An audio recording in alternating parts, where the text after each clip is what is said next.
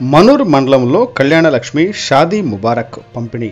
Today TV 27/1/2024 Sangareddy జిల్లా నారాయణఖేడ్ నియోజకవర్గంలోని మనూర్ మండలంలో నేడు కళ్యాణలక్ష్మి షాదీ ముబారక్ కార్యక్రమంలో కాంగ్రెస్ నాయకులు మాట్లాడుతూ గత ప్రభుత్వంలో కళ్యాణలక్ష్మి షాదీ ముబారక్ వివక్ష చూపుతున్నప్పటికీ మా నియోజకవర్గ ఎమ్మెల్యే అయిన సంజీవరెడ్డి గారు ఎలాంటి వివక్షత చూపించకుండా అందరికీ కళ్యాణలక్ష్మి పంపిణీ చేయడం చాలా సంతోషకరమని కార్యకర్తలు ఆనందం వ్యక్తపరిచారు. ఈ కార్యక్రమంలో ఎంపీపీ జై శ్రీ మోహన్ రెడ్డి గారు, బ్లాక్ కమిటీ అధ్యక్షులు భోజారెడ్డి గారు, కాంగ్రెస్ సీనియర్ నాయకులు, వివిధ లబ్ధిదారులు పాల్గొనడం జరిగింది. ఎమ్మెల్యే మనకి ఈరోజు ఎమ్మెల్యేగా రావడం చాలా అదృష్టంగా భావిస్తున్నాం. మాకు ఒక విషయం చెప్తాడు, మేము ఒక కార్యకర్తలాగా ఆయన బట్టి పనిచేసినాం. మాకు కూడా చెప్తాడు, ఒక బెనిఫిషియర్ని పార్టీ పరంగా ఆలోచన చేయకండి.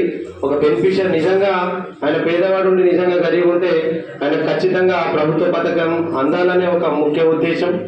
ఈ 5 సంవత్సరాల పాలన సస్యశ్యామలంగా ఉండాలి, నిస్వార్థపూరిత రాజకీయాలు నిస్వార్థపూరితంగా ఉండాలనే ఒక ముఖ్య ఉద్దేశం గల మన ఎమ్మెల్యే మనకు రావడం చాలా అదృష్టంగా భావించాలి.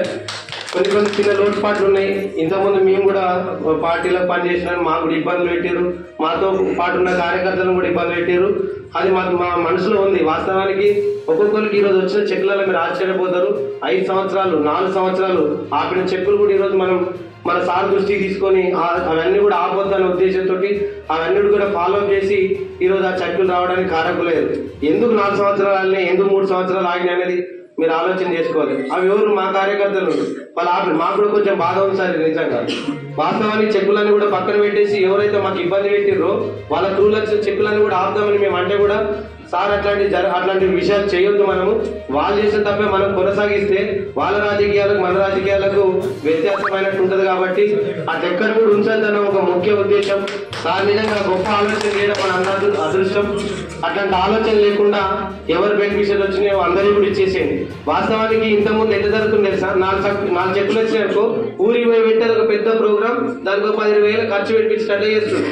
ఇప్పుడు సార్ అట్లా ఆలోచన చేయలేదు, మండలి మొత్తం ఒకటేసారి ఇచ్చేసేయండి. వాస్తవానికి నేను కూడా రాను, గవర్నమెంట్ ఎంప్లాయీస్ కానీ ఉన్న కార్యకర్తలతో చెక్లు ఇచ్చేసేయని చెప్పింది.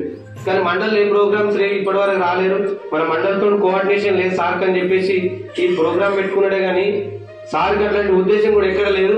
ఒకటి దయచేసి మీరు దృష్టిలో పెట్టుకోవాలి.